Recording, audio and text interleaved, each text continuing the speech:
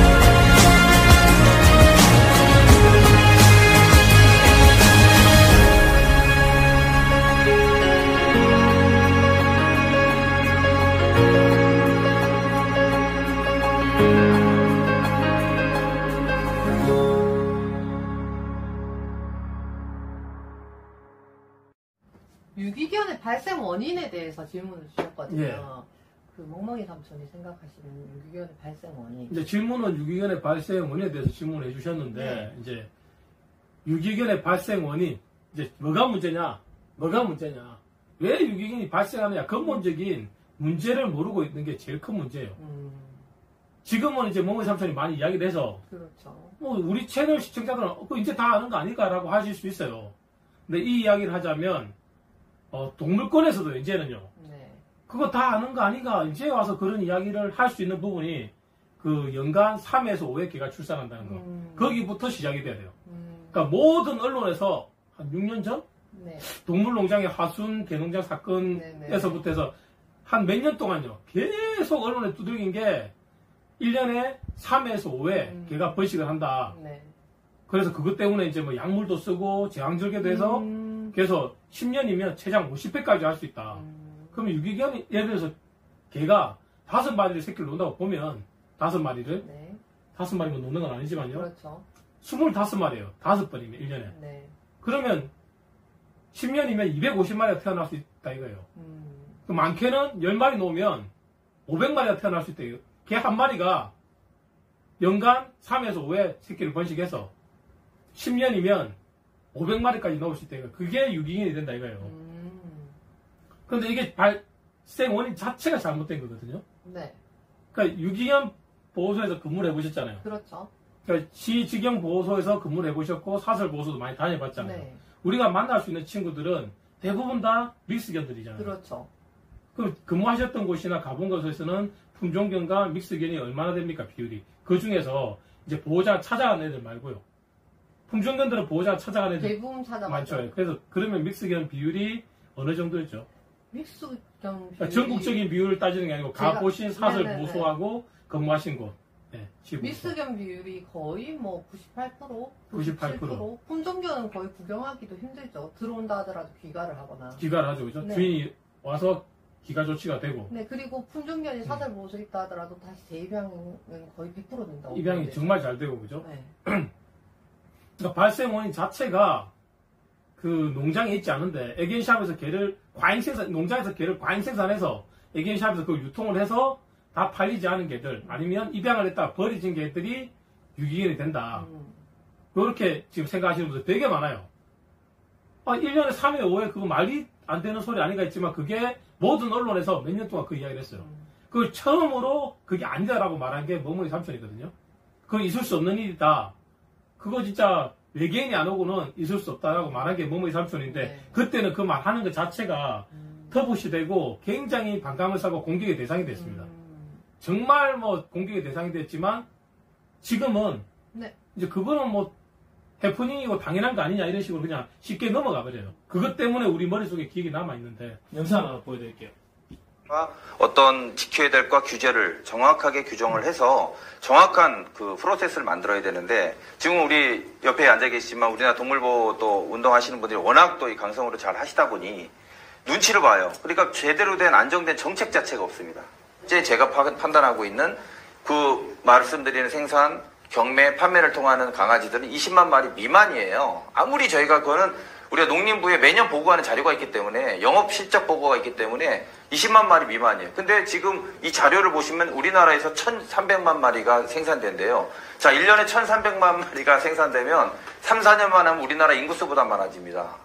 안 되거든요. 그러니까 뭐든지 정보도 아직 믿을 수 있는 게 없고 과잉 생산 문제에 대해서 1,300마리라고 농촌연구원 자료라고 이렇게 발표하시는데 그 문제를 한번 대답을 해주시면 좋겠어요. 어떻게 이렇게 터무니없는 그 통계로다가 이 일반 국민들한테 제시를 하실 수 있는지 갭이 커도 너무 크잖아요. 일단 연구자료, 정부기관 연구자료를 그냥 사용을 하고 하시는데 문제제기를 하시면은 수정해서 다시 당연히 하죠. 배포하는 건데요. 예. 이 영상 오래되지 않은 영상이에요.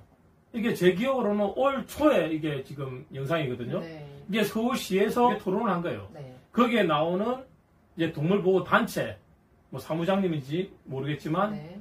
나왔는데 이제 지금 같이 이렇게 토론하는 건데 저기에서 보면 수치가 뭐 1,300만 마리? 네. 네. 과잉 대략, 예, 그래서 과잉 생산되고 있다. 제가 아까 말한 거잖아요. 전체 수치가 뭐 1,000만 마리가 넘는다, 1년에. 라고 하는데, 그것 때문에 유기견이 증가한다. 유기견들이 발생한다라고 하잖아요. 근데 이게 딱 우리 머릿속에는 그 숫자보다 1년에 3회, 5회 강아지 공장에서 강아지 공장에서 1년에 3회, 5회 개가 출산을 한다. 그리고 10년 동안 출산을 한대요. 10년이면 300마리에서 500마리가 태어난다. 그걸 만들기 위해서 인위적으로 이 악마 같은 사람들이 발정 유도제를 놓고 제왕절개를 해버린다. 이런 거짓말. 그거는 사실이 아니거든요.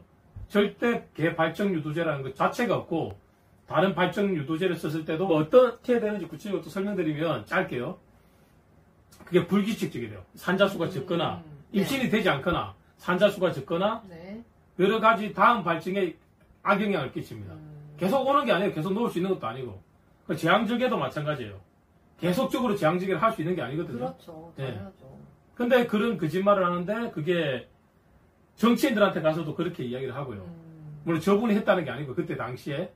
그리고 또 그때 당시에 모든 언론에서 그렇게 이야기를 했습니다. 강아지 공장, 여러분들 기억하시죠? 그때 이 이야기가 개 전문가도 아닌데 뭐 채널A, TV조선, MBC 할 것 없이 모든 뭐 그 언론에서 뉴스에서 다 그렇게 다뤘단 말이에요. 그때 당시에. 네. 우리 기억에 그게 남아 있는 거예요. 네. 수치로 보면 지금 말도 안 되는 수치가 지금 나오잖아요. 그죠? 그리고 과잉 생산이라는 부분을 이야기하면은 또 어떤 부분이 있냐면 지금 중국에서 들어오는 개들요. 네네. 그게 사실 굉장히 큰 문제거든요. 그게 두 번째 질문이었습니다. 아, 그래요? 예. 네. 유기견 발생의 원인은 과잉 생산이 아니다. 예, 예. 아니고 우리가 일명 말하는 반견, 들깨들, 들깨들 예, 거기서 태어난 강아지. 태어난 강아지들이 보호소라든지 아니면 뭐 그런 곳에 많이 들어온다. 그 과잉 생산이나 펫샵이나 그런 곳이 유기견의 발생의 원인은 아니다라고 말씀하시고 싶었던 것 같아요. 그리고 근데 그동안은 거의 다 뭐 과잉 생산 때문에 1000만 마리라잖아요. 1000만 마리, 1300만 마리라잖아요. 1년에 생산되는 게. 그리고 불법 강아지 공장에서 태어나고 안 좋은 환경에서 뭐 발충 유도의 제왕절개로 1년에 3회, 5회. 그 이야기를 계속 하고 싶었던 것 같아요. 사실과 다른 이야기를. 그걸 사실처럼 우리는 받아들였고 또 TV에 나오는 훈련사나 뭐 TV에 나오는 유명인들이 그걸 그대로 인용을 했단 말이에요. 네, 알겠습니다. 그걸 인용해서 유명해진 사람들도 있습니다. 네. 일단 원인은 반견이 문제다. 네. 반견을 해결을 해야 한다. 네. 그래서 시골 마당개 중성화 사업도 지금 진행 중인 거고요. 네. 그러니까 모르진 않아요, 이제는. 처음에는 전혀 몰랐죠. 입양한 강아지가 예를 들면 성격에 문제가 있다 이거예요. 그래서 행동 교정을 해야 된다 이렇게 이야기하잖아요. 그죠? 네네. 그 훈련사의 시각이에요. 실제로 왜 유기견을 발생하는지 원인도 모른 채. 그러니까 말하자면 강아지 공장, 감성파리. 또 하나는 나 훈련사잖아. 그 행동에 문제가 있으니까 입양자들이 산책도 잘 못 시키고 배변도 잘 못하니까 버려버린다. 이런 이야기를 했단 말이에요. 사실과 다르단 말이에요. 그런 경우도 있겠죠. 아주 극소수. 네. 근데 주 원인은 그게 아니란 말이에요. 네. 그리고 두 번째. 네. 강아지들이 중국에서 네. 유입되는 원인과 그에 네. 따른 문제점에 대해서 질문을 해주셨어요. 네. 중국에서 이제 유입이라고 하면 수입이 된다. 예, 수입이 되는 거죠. 근데 전체 수입견들 중에 70% 이상이 중국에 수입이 됩니다. 이거 뭐 옛날부터 그랬어요. 사실 우리도 중국에 굉장히 많은 수출을 했거든요. 정말 이게 뭐 굴뚝 걷는 산업 이래가지고 나라에서 장려하면서요. 정말 미국이나 영국이나 일본 등에서 굉장히 우수한 개들을 많이 수입을 했습니다. 네. 그것도 중국으로 수출을 굉장히 많이 했어요. 중국 네. 올림픽 직전까지. 근데 이제 중국 올림픽 딱 끝나는 시점에서, 시작하는 시점에서 수입 제한을 했어요. 수출은 마음대로 하는데 수입 제한이에요. 그러니까 일본도 마찬가지고. 네네. 그걸 뭐 보호무역이라고 봐야 될지는 모르겠지만, 네. 어쨌든 이제 수입은 하지 마라. 수출은 할 수 있다. 근데 우리나라 같은 경우에는 수출은, 그러니까 여행하면서 동반견 한 마리밖에 안 돼요. 네. 수입은 얼마든지 할 수 있단 말이에요. 네. 한 번에 몇 마리 이상 안 된다는 제한만 있지 얼마든지 할 수 있어요. 제한이 없다가 예를 들면 1회에 네. 9마리 이런 식으로 제한이 있었거든요. 그 한 번에 9마리씩 계속 보내도 된다는 거예요. 그러니까 과잉 생산이 우리나라에서 일어나는 게 아니고요. 아니고. 네. 거기서 들어오는 수입되는 개들이 과잉 생산이 되는 거예요. 그렇지만 그 애들조차도 버려지는 건 아니거든요. 과잉 생산은 좀 말이 안 되는 거고 네. 또 다 입양이 가고 있고 과잉 생산되는 부분도 있긴 있거든요. 근데 네. 이제 번식장이나 전문 브리드에 의한 과잉 생산이 아니고요. 일반 개인들이 불법으로 생산을 해서 불법으로 판매를 하고 판매가 다 되지 않은 애들은 도살장으로 보내고 이런 악순환의 고리에 있는 거죠. 그러니까 그거는 불법으로 현재 불법이잖아요. 네, 그렇죠. 그 불법을 잡아야 되는 거고요. 네. 그럼 세 번째 질문 넘어가죠. 요거 잠깐만 제가 자료를 좀 보여드릴게요. 네. 예. 그 두 번째 질문에 예. 네. 요거는 뭐 국민의힘 더불어민주당 할 것 없이 같은 의견들을 내고 있거든요. 중국산은 70%를 차지하고 있다. 이렇게 나오죠. 그죠? 한국소비자원 자료예요. 그죠? 그리고 국민의힘에서도 같은 이야기를 합니다. 예. 국민의힘 홍문표 대표도 이렇게 같은 이야기를 해요. 그죠? 71%다. 이렇게, 그죠? 그 여기 보면 더 구체적으로 나오는 게 있어요. 요거는 좀 기사가 틀리더라고요. 그러니까 반려견 작년 대비 2017년도 마리당 91만 5천 원이었다. 수입 가격이. 근데 올해는 지금 14만 2천 원이다. 평균 가격이요. 네. 수입 가격이. 수입 가격. 예. 그리고 작년에 뭐 55% 줄어서 35만 원. 올해는 16만 원. 이렇게 나오거든요. 16만 2,600원. 네. 2017년도는 거의 91만 5천 원. 굉장히 비쌌네요. 예. 그렇네요. 요걸 제가 좀 보여드리고 싶고, 여기 이걸 또 하나 보여드릴게요, 자료를. 네. 여기 보시면, 이런 자료는 뭐 찾아보기 힘드신 거예요. 자, 제가 돌려줄게요. 이렇게 보면 이제 나오죠, 그죠? 이거 잘 봐야 됩니다, 이거를. 유기견들이 어떻게 생겨나는지 이것도 잘, 입양 과정, 이게. 그러니까 강아지 번식업자 경매장 통해서 펫샵 애견센터 동물병원에서 분양을 하고요. 네. 입양을 보낸다, 그죠? 분양이라고 할게요. 전문 브리더 개인 간의 거래. 근데 여기서 가정으로 가는 게 개인 번식이 친구나 지인들한테 받는 게 47.8%예요. 네. 근데 이걸 지금 법으로 막았단 말이에요. 네. 법으로 막아뒀고 제한해뒀지만 지금 법을 지키지 않고 지금도 개인들이 네. 우리 상주 뭐 진돗개 불법 개농장도 우리가 갔었잖아요. 그죠? 그렇죠. 예. 그렇게 요게 지금 47.8% 문제가 된다는 거예요. 실질적으로 과잉 생산이 되는 부분은 여기 뭐 번식업자나 그다음 경매장을 통한 펫샵, 애견센터, 동물병원 전문 브리더가 아니고 개인 번식. 요게 지금 과잉 생산이고 불법인 거예요. 네, 맞아요. 예.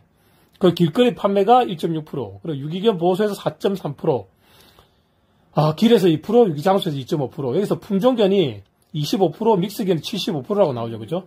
예. 요 기가된 개나 이런 게 포함이 된 것 같아요, 제가 볼 때는. 네, 그런 예, 것 예. 같아요. 그래서 요런 자료를 제가 이제 한번 보여드립니다. 이제 또 유기견도 예. 도시에 따라서 또 다릅니다, 예. 다르니까 예. 통계적으로 75%, 25% 이렇게 나온 것 같아요. 예. 요건 또 뭐, 같은 자료입니다. 예. 같은 자료인데, 이거 한번 보여드릴게요, 이렇게. 네. 한번 보시고, 이렇게 보시면 될 것 같아요. 같은 자료입니다. 뭐 또 다른 질문 해주세요. 네, 세 번째 질문입니다. 지자체라든지 행정기관 같은 곳에 네. 동보법에 대해서 필요하거나 보완되어야 할 동보법에 대해 건의하고 예. 뭐 요구했던 사항들 그런 부분들에 근데 대해서 너무 많지만, 네. 예, 너무 많지만, 간략하게. 이제, 예. 가장 처음 했던 게 20년도 더 전에요. 네. 3개월 이상 강아지 분양. 90일. 예, 이제 90일이 넘은 강아지만 입양을 보내야 된다. 네. 분양을 해야 된다. 이렇게 이제 주장했던 게 20년도 더 지났죠. 그러다가 이게 받아들여진 거는 그렇게 뭐 오래되지 않았거든요. 근데 90일에서 60일로 조정이 됐어요. 네. 60일이 조정이 돼도 엄청난 또 의미가 있지만 사실은 제가 90일로 정한 이유는 따로 있거든요. 강아지가 죽고 사는 문제가 굉장히 지금 강아지를 입양했는데 제가 죽어버렸다 이런 사례가 굉장히 많아요. 그것도 제가 통계를 가지고 있거든요. 네. 근데 90일이 지난 강아지를 입양을 보내면 네. 확 줄어요. 확 줄어요. 그냥 죽는 경우가 확 줄어버립니다. 근데 90일 이전의 강아지는 너무 건강해져요. 네. 갑자기 죽어버릴 수가 있거든요. 그래서 90일이라는 걸 기준으로 잡았던 거예요. 네. 경험에 의해서. 그리고 저뿐 아니라 외국의 브리더들도 같은 경험을 하고 90일이라는 기간을 정한 거예요. 그 90일이라는 게 뭐 외모나 뭐 다른 것 때문이 아니고요. 사이즈나 이런 것 때문이 아니고요. 건강상 정말 중요한 시기. 죽고 살고. 예, 죽고 사고의 문제이기 때문에 그래서 90일을 잡은 거예요. 그거는 뭐 진짜로 전문적으로 개를 브리딩 해본 브리드고 경험 있고 전문 지식이 있는 브리드면 전 세계 어느 브리드라도 90일이 왜 중요한지 압니다. 예. 근데 그걸 지금도 우리나라 브리더들은 잘 아는지 모르는지 모르겠지만 제가 네. 20년도 더 전부터 그걸 계속 주장을 했었고요. 네. 그 최근에는 이제 휴직이. 휴직이. 네, 휴직이 이제 주장을 했었죠, 휴직이. 휴직일을 이제 좀 더 구체적으로 해야 된다. 예를 들면 평생 뭐 5회 이상 하면 안 되고. 네. 예를 들면이라고 했어요. 네. 그런 등등의 이야기를 했는데 또 김두관 의원님께서 그대로 5번 그리고 제가 그랬거든요. 뭐 예를 들면 2살 이상 균종별로요. 네. 소형견 뭐 1년 반 이상 네. 예를 들어서요. 그리고 대형견 2살 3살 이상 네. 그때부터 뭐 총 5회 이하로. 근데 5번은 안 했어. 네. 몇 살까지만. 네. 그럼 예를 들면 7살까지만, 8살까지만, 7살까지. 근데 5회를 다 안 했는데 이 혈통이 너무 귀해. 네. 그러면 또 한 번 더 할 수 있는 걸로 나이가 들어도. 그런 식으로 제가 이제 건의를 드렸었는데, 뭐 5번이라고는 했는데 더 구체적인 게 안 나오고 그랬어요. 근데 이게 행정은 또 다르거든요. 멍멍이 삼촌 이야기할 때도 좀 더 구체적으로 이야기를 했었는데, 더 간단하게 뭐 휴직이 예를 들면 12개월, 그리고 총 5번 이상 하지만, 이렇게 말씀하셨거든요. 근데 견종별로 휴직기가 12개월이 되면은 문제가 생기는 견종들이 있어요. 네. 발정이 8개월, 10개월마다 오기 때문에 실제로 1년 쉬는 게 아니고 1년 반에 2년을 쉬어도 20개월을 쉬어야 된다고요. 네. 근데 그런 부분에 대해서 모르시고 전문가가 아니니까. 그리고 또 그에 따른 피해가 또 있습니다. 행정하고 동물보호단체는 틀려요. 네. 동물보호단체의 주장은 제 주장이죠. 그죠? 근데 행정을 할 때는 이 브리드들, 생산하는 사람들의 피해도 생각해야 되거든요. 네. 근데 그 피해를 생각하면, 예를 들어 번식이 작아지면요. 어떻게 됩니까? 걔는 편안하죠. 근데 수익이 줄어들잖아요. 그죠? 그렇죠. 근데 숫자가 작아지면 어떻게 돼요? 값이 올라가요. 네. 그래서 그게 맞춰주는 거예요. 수요와 공급에서 가격이 맞춰주는 거라고요. 그래서 그 가격 때문에 복지가 이루어지는 거거든요. 네. 일본도 그렇고요. 네. 그래서 일본의 강아지 한 마리 300만 원씩 그 이상씩 합니다. 네. 미국도 마찬가지고요. 미국의 강아지 공장을 없애고요. 이제 개 농장도 없애버린 주도 있어요. 네, 네. 강아지 공장은 당연히 없어져야 되지만 네. 법임이. 근데 개 농장 자체도 없애버린 데가 있거든요. 네. 그런 곳에서는 지금 굉장히 비쌉니다. 뭐 푸들 한 마리 600만 원, 800만 원 하기도 하고 굉장히. 그래서 우리나라의 유기견도 품종견 푸들 같은 애들 품종견 입양하러 많이 와요. 맞아요. 예, 그 애들 가격에 뭐 60, 70%까지는 받거든요. 70% 정도 받기 때문에 7, 80%를 받으니까 그렇죠. 이제 우리나라에 입양하러 오는 거예요. 네. 품종견을. 그것도 이제 막 도사 같은 애들 구조해서 가니까 먹으면 되는데 입양을 못 가서 안락사 하는 경우도 있고 하니까 요즘에는 품종견을 데리러 많이 옵니다. 네. 그 없어서 못 가는 거죠. 품종견 같은 경우는. 그렇죠. 지금도. 네. 그러니까 국내 입양도 잘 돼서 굳이 해외 입양을 보낼 필요도 없어요. 맞아요. 물론 환경이 훨씬 좋다고 하면 갈 수도 있겠지만요. 네. 네. 그리고 이제 네 번째 질문. 이거는 그런 거 말고도 또 그런 것도 있었어요. 네.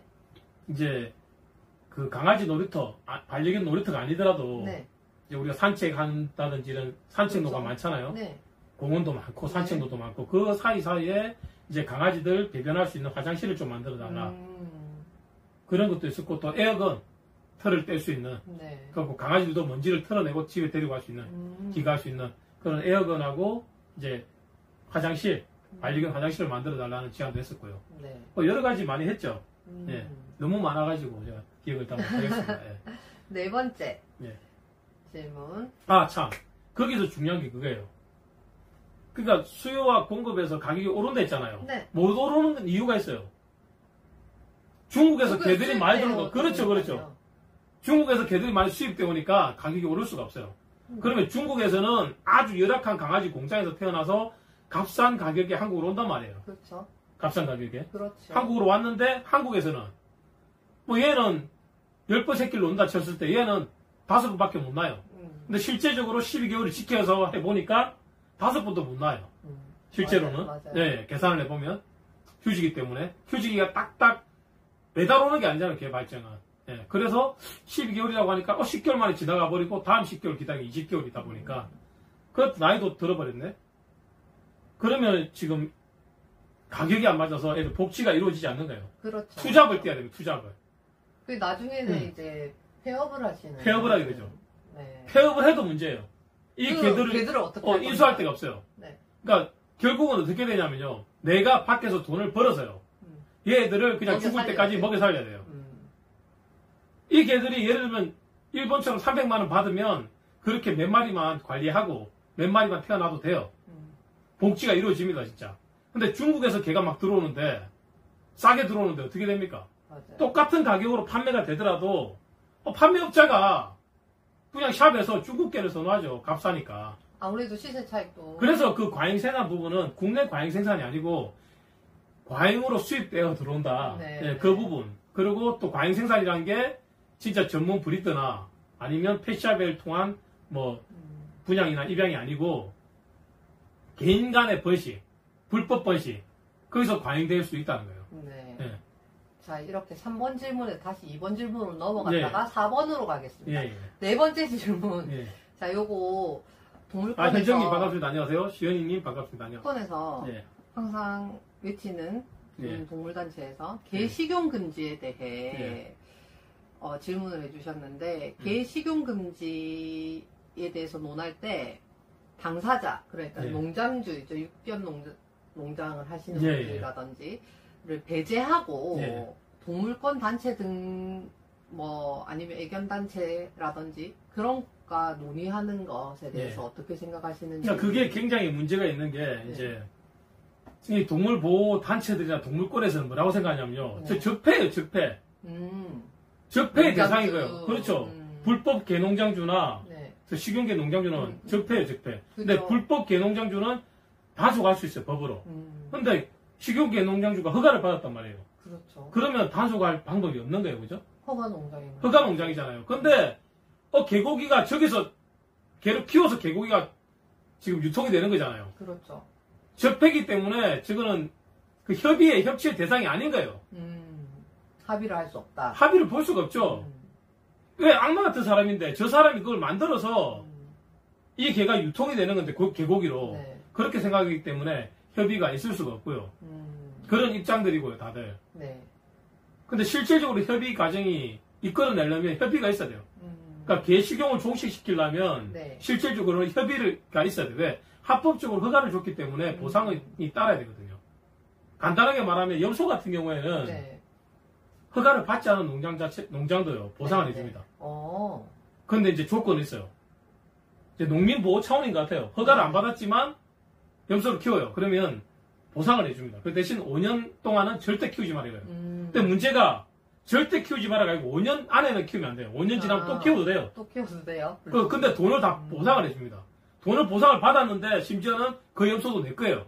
내가 또 팔 수 있는 거예요. 그 염소는 내 거라서 내가 팔 수 있고 보상대로 받으니까 돈이 2배네. 1+1요. 그럼 5년 있다 또 하시겠네요? 또 하죠. 또 하죠. 근데 걔는 합의가 없네요. 협의를 할 수 없는 게 동물보호단체들이 지금까지 입장이 쟤들 때문에 개들이 학대받고 쟤들 때문에 태어나서 고통받고 쟤들 때문에 유통이 돼서 개고기를 팔려가니까 협의를 볼 수가 없는 거예요. 어떻게 그 사람들하고 협의를 봅니까? 이런 입장인 거예요. 그렇기 때문에 농장주를 배제하고 그렇죠. 끼리 논의를 하는 것이다. 그것뿐 아니라 뭐 또 다른 것도 있겠죠. 예를 들면 제가 단체 대표예요. 네. 그러면 이제 국회의원이나 어떤 그 교섭 단체가 돼가지고 협의를 볼 때 네네네. 이제 어떤 사업권이 있을 수도 있잖아요. 그렇죠. 그 개들을 구조해내자. 죽일 수 없다. 네. 그럼 어디 보호해야 될 거 아니에요. 그렇죠. 그 교육해야 될 거 아니에요. 입양 보내야 될 거 아니에요. 네네. 그런 센터가 건립이 돼야 될 거 아니에요. 네. 그러면 저하고 이제 교섭을 할 거 아니에요. 네. 당사자 빼고요. 오. 당사자가 주체가 돼서 협의를 이끌어내야 되는데 그게 이제 어려운 거죠. 그렇다고 우리나라 법치국가인데 합법적인 식용계 농장을 보상 없이 뭐 뭉거 때려버릴 수는 없죠. 예. 그렇네요. 심지어는 지금 염소 같은 경우는 불법이라도 보상을 해주고 있는데 1+1으로.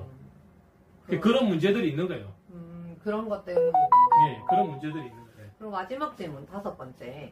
동물관리단체와 동물복지단체의 차이점에 대해서 질문을 하셨어요. 그러니까 우리나라는 안타까운 게 그거예요. 이제 미국이나 이런 데 유럽 같은 경우에는 강경단체가 있어요. 크레이지한. 그 다음에 중도도 있어요. 네. 또 우호적인 단체도 있단 말이에요. 네. 근데 우호적인 단체라고 해서 법이 안 바뀌는 거 아니에요. 네. 예를 들어서 생산자 입장에서 썼다고 쳐도 복지 때문에 개선을 해야 될 거 아니에요. 네네. 바뀐단 말이에요, 환경이. 근데 우리나라는 좀 강경한 단체들밖에 없단 말이에요. 그러니까 동물권 단체, 동물 권리 주장 단체만 있는 거예요. 인권 위에 동물권을 놓는, 이제 똑같이 인권과 동물권을 같이 생각한다고 하는데, 실질적으로는 구조나 할 때 보면 사람의 인권은 없고, 동물권이 그 위에 있는 경우가 많고, 동물의 권리가. 그 동물에서 사람보다 더 이렇게 좀 감싸고, 뭐, 우르르는, 뭐, 종교처럼 우르른다는 게 아니고, 위에 놓고, 그러니까 약한 동물이다 보니까 보호를 해줘야겠다는 그 마음에, 척은 지심에 이제 더 높여버리는 그런 게 생기죠. 예. 그러면 동물복지단체는 어떤 역할을 그 차이를 제가 이제 한번 보여드릴게요. 네. 저희 같은 경우에는 지금 동물복지단체거든요. 네. 예, 동물권리단체가 아니고요. 저희는 동물복지단체입니다. 예. 권리. 동물권리단체에서는요, 가장 자연적인 곳에서 자유롭게 살아가야 한다고 생각하고요. 동물복지단체에서는요, 개는 자연의 늑대와 달리 인간이 품종 개량한 것이므로, 예. 자연에서는 살 수 없어 사람과 같이 살아야 한다. 네, 그런 거고, 그리고 이제 주도 이론적인 근거는 생명론과 생명보호에 있고, 동물보호단체는 동물복지단체는 복지단체? 인간과의 유대관계를 네. 중요시한다. 휴먼 펫밴드, 예. 인도적인 배려의 기본 이유는 동물 권리. 예. 동물복지단체는 인본주의, 그러니까 예. 인도주의. 예. 그다음에 사역견에 대한 태도.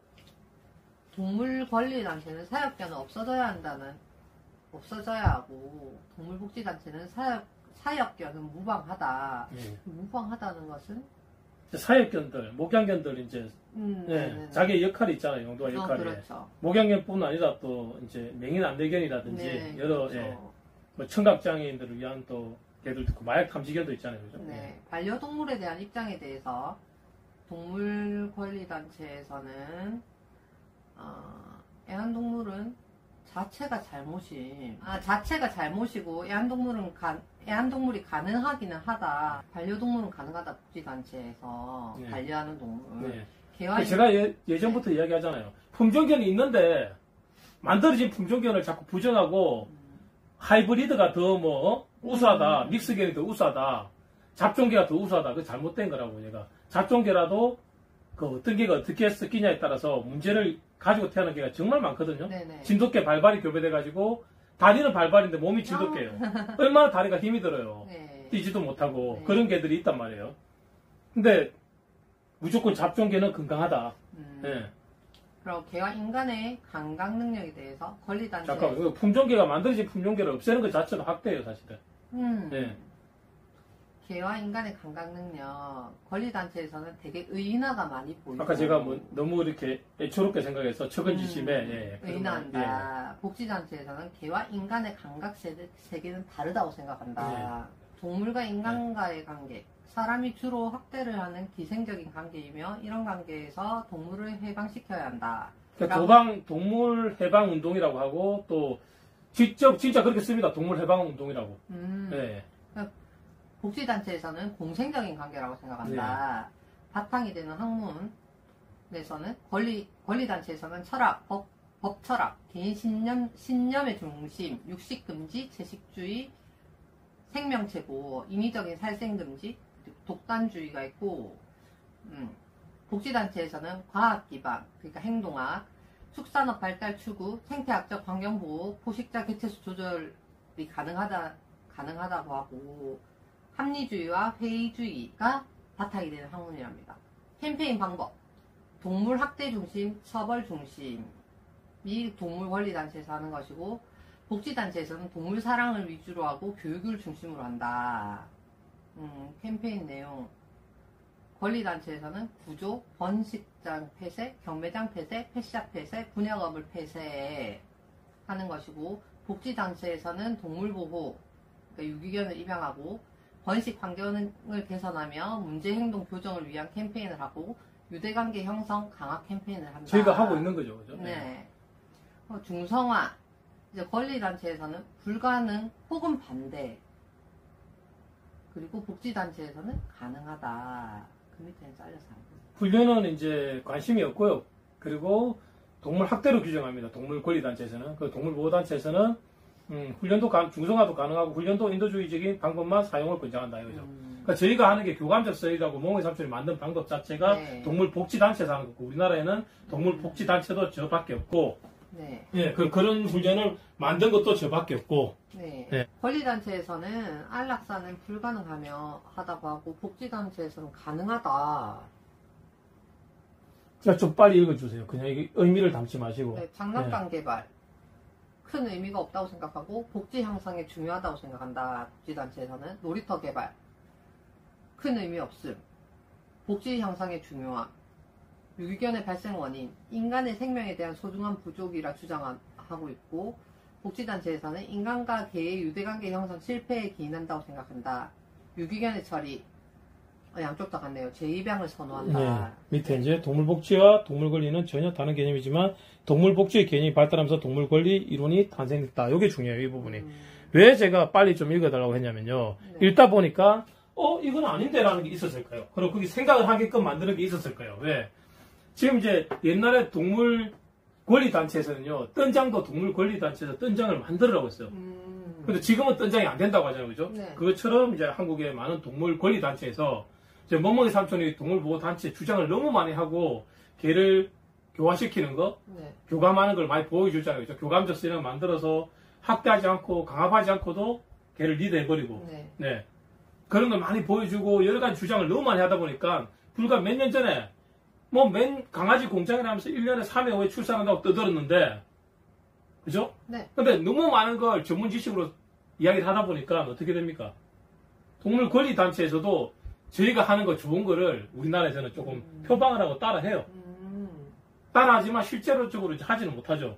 뭐 입양자 교육, 봉사자 교육 등등 엄청나게 많은 걸 제가 해왔잖아요, 그죠? 네. 근데 그걸 이제 말을 따라 해야 돼. 사업도 따야 되고 뭐 입건도 있고 또 좋은 말을 따라 해야 사람들이 관심을 줄 거 아니에요. 네. 너무 절실한 걸 멍멍이 삼촌 이야기하니까 네. 현장에서 현실을 보고 다 만들어낸 거잖아요. 동물 행동에 기반해서. 네. 그러다 보니까 이제 우리나라 동물권 같은 경우에는 자기들이 옛날부터 주장하던 게 있는데, 예를 들면 칩도요. 예전에는 학대라고 하면 안 된다 했어요. 근데 지금 또 칩을 하잖아요, 그죠? 네, 그렇죠. 또 거기에는 또 시대적인 변화도 있습니다. 맞습니다. 당시 시대와 지금 시대 상황이 다르기 때문에요. 네. 그 전문 지식이 부족해서 그런 부분도 있어요. 여러 가지 때문에 이제 이렇게 충돌을 일으켜서 금방 저희가 딱 나누어 놓은 거 이외에 약간 좀 섞인 게 있어요. 그 빌려 쓰는 게 있죠. 네. 예. 그래서 제가 좀 빨리 읽어달라고 그래요. 왜냐하면 하나하나 읽다 보니까 이거는 다르다 말해서 그걸 이제 우리가 설명하지 않아도 보시는 분들도 똑같은 설명을 이해를 하실 거예요. 이런 제가 이해가 필요한 부분도 있을 거고 이해 필요 없이 자기들 보면서 또 이해되는 부분이 있을 것 같아서 제가 좀 빨리 읽어달라고 했습니다. 게스트하우스 TV님이 질문 하나를 또 던지셨습니다. 네. 맹도견, 마약 탐지견, 부조견 등도 사약견 포함인데 사약견이 없어져야 한다고 동물권리단체가 주장하나요? 그런데 이제 제가 금방 말씀드린 게 그거잖아요. 그러니까 지금 시점에서 이제 동물권리단체라는 게 이제 동물을 해방시킨다는 거예요. 그래서 지금도 그 단어를 써요. 쓰고 있고 정말 이렇게 좀 크레이지한 이야기도 많이 하고 있잖아요. 그죠? 네. 1m의 삶에서도 해방을 시키잖아요. 그죠? 네. 근데 또 개를 풀어놔서 생기는 개물림 사고 난단 말이에요. 그러니까 지금은 그럼 1m의 삶이 먹혀요. 근데 조금 있어 보세요. 멍이삼씨 이야기에 묶여 있는 개도 있고 묶여 있는 개를 산책을 시켜야 된다고. 네, 맞아요. 그렇게 돼서 이제 모든 사람들이 오케이 묶여 있는 개도 있고 견사도 이제 어떻게 지어야 된다. 네. 한 칸 한 칸에 2m, 2m는 좁아요, 사실은. 뭐 마당에 풀어놓는 게 2m, 2m 괜찮아요. 더 좁아도 돼요. 풀어놓는 게는 잠시 그냥 잘 때만 아니면 누가 손님이 왔어 잠시 안에 들어가야 될 이유가 있어 분명히 다른 어떤 이유가 그럴 때 네. 쓴다면. 근데 그게 아니고 운동은 잘 못하고 자주 못하고 일주일에 한두 번밖에 못해. 네. 주로 같이 있어야 돼. 그러면 2m, 2m가 좁아요. 왜 2m, 2m 예를 들냐면 펜스 사이즈가 2m거든요. 네. 2m 95. 네. 그래서 이제 저 2m 예를 들은 건데 더 자세히 이야기하면 또 사람들이 너무 따라해가지고 제가 이야기하면 그대로 따라하더라고요. 개의 행동학을 기준으로 봤을 때 개가 자유롭게 좀 움직일 수 있는 공간이 있고요. 네. 약간 좁다고 느껴서 운동에 제한하는 또 사이즈가 있거든요. 네. 2m는 그 운동을 스스로 제한을 하는 사이즈다. 그러면 그걸 제한하지 않고 할 수 있는 사이즈는 얼마냐? 안 가르쳐 주려고요. 하도 말을 하니까 다 따라요, 텔레비에. 저 어젯밤에도 깜짝 놀랐습니다. 텔레비에 뭐 개울육 이런데 제가 말 한마디까지 다 따라하고 제목에 제가 강조하는 게 다 따라하고 문제가 있어가지고 개울 중에서 요렇게 해야 된다고 제가 설명했던 것까지도 지금 따라하니까 좀 잠을 못 자 정도입니다. 예. 예, 그래서 그런 거는 이제 구체적으로 알려지지 않겠지만 동물 행동학에 기반해서 예. 네.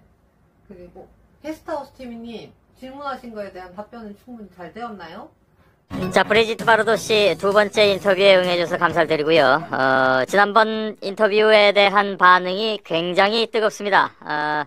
브리지트 바르도 씨의 의견이 옳다고 한 분들이 물론 계셨지만은 사실은 그 문화적 차이에 대한 그 인정이 없이 참견이다 이렇게 불쾌해하는 분들이 훨씬 더 많습니다. 오늘 인터뷰는 청취자 여러분들이 브리지트 바르도 씨에게 직접 물어봐달라고 의뢰해온 내용 가운데 몇 가지를 질문하는 것으로 꾸며보도록 하겠습니다.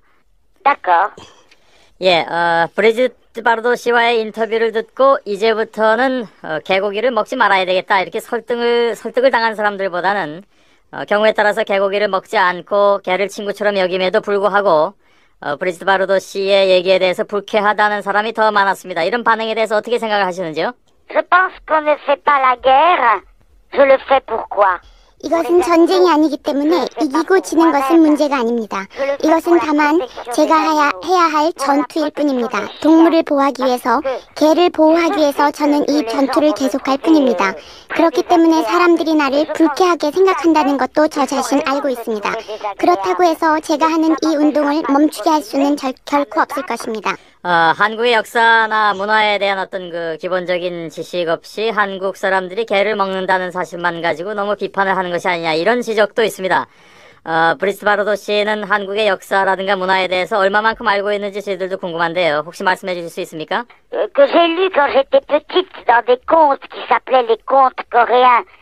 한국에 관해서 제가 아는 것을 말씀드리라면 제가 한국의 동화책을 번역한 것을 읽은 적이 있습니다. 그 속에서는 남자들, 여자들 많은 사람들이 전통적인 한복을 입고 있는 그러한 모습을 그리고 있었습니다. 예, 예를 들어서 인도라든가 이런 나라에서는 종교적 이유 때문에 소를 먹지 않습니다. 그렇다고 인도 사람들이 소를 먹지 않는다고 해서 다른 나라 사람들이 소를 먹는 거에 대해서 반대하진 않는단 말이죠. 그것은 다시 말해서 서로 간의 차이를 인정하는 겁니다. 그러니까 서로 간의 차이를 인정하지 않기 때문에 브리지트 바르도 씨와 같은 의견이 나올 수 있다고 보는데 혹시 그 차이를 끝까지 인정하실 생각은 없으신지요? J'accepte toutes les différences. 저는 모든 차이점을 인정합니다.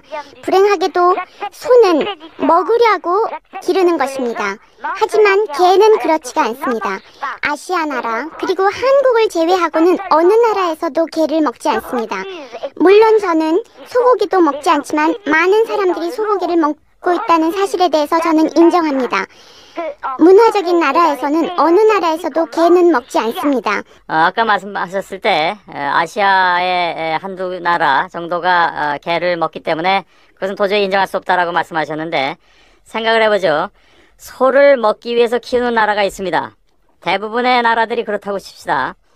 개를 먹기 위해서 키우는 나라도 있을 수 있는 겁니다. 다만 그것이 극소수라고 해서 배척을 받아야 된다면 그것은 하나의 차이점을 인정하지 못하지 않느냐 하는 얘기입니다.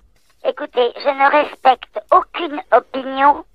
나는 개를 먹는 그러한 의견에 대해서는 결코 존중해 드릴 수가 없습니다. 아무리 다른 사람들이 차이점을 인정한다고 해도 거기에는 한계가 있는 것입니다. 그리고 그렇게 해서 한국 사람들이 저를 아무리 미워하고 증오해도 저한테는 아무 상관이 없습니다.